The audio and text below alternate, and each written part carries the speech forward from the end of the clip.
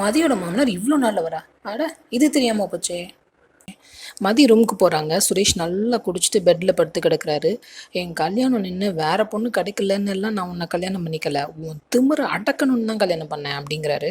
மதி சொல்கிறாங்க, அட்லீஸ்ட் இந்த உருப்படாத நோக்கமாக இருந்தாலும் திமிரை அடக்கணும்னு ஒரு நோக்கமாவது உங்களுக்கு இருக்குல்ல, எனக்கு அந்த நோக்கம் கூட கிடையாது அப்படிங்கிறாங்க. அவர், இது ஏன் கட்டில், நீ வெளில போ அப்படிங்கிறாரு. மதி உடனே பில்லோவையும் பெட்ஷீட்டையும் எடுத்துகிட்டு ஹாலில் போய் சோஃபாவில் படுத்துடுறாங்க. சுரேஷோட அப்பா பார்க்குறாரு மதி சோஃபாவில் படுத்துருக்கிறத. நீங்கள் வந்து ஏன் படுத்திருக்க அப்படிங்கிறாரு. அவர் தான் வெளியில் படுக்க சொன்னார் அப்படின்னு சொல்கிறாங்க. சுரேஷ் அம்மாவும் வந்து கேட்குறாங்க, அவன் ஏன் உன்னை வெளியில் படுக்க சொல்லணும் அப்படின்னு. உள்ளே படுக்கவே கூடாதுன்னு சொல்லிட்டாரு அப்படின்னு மதி சொல்கிறாங்க. அப்படிலாம் பேசுகிறான் அவன் அப்படின்னு சொல்லிட்டு வரைஞ்சு கட்டிட்டு போன சுரேஷ் அப்பா அவரை 2 மிதி மிதித்து, இவன் ஹாலில் தூக்கி போடுங்க, அந்த பொண்ணை உள்ளே படுக்க சொல்லுங்கள் அப்படின்னு சொல்லிட்டு சுரேஷை தூக்கி ஹாலில் போட்டுறாங்க. மதியம் உள்ளே போய் படுக்க சொல்கிறாங்க. காலையில் தான் தெரியும் சுரேஷோட வண்டவாளம். ஒரே காமெடியாக இருக்க போகுதுன்னு மட்டும் தோணுது. உங்களுக்கு என்ன தோணுது? கமெண்ட் பண்ணுங்கள்.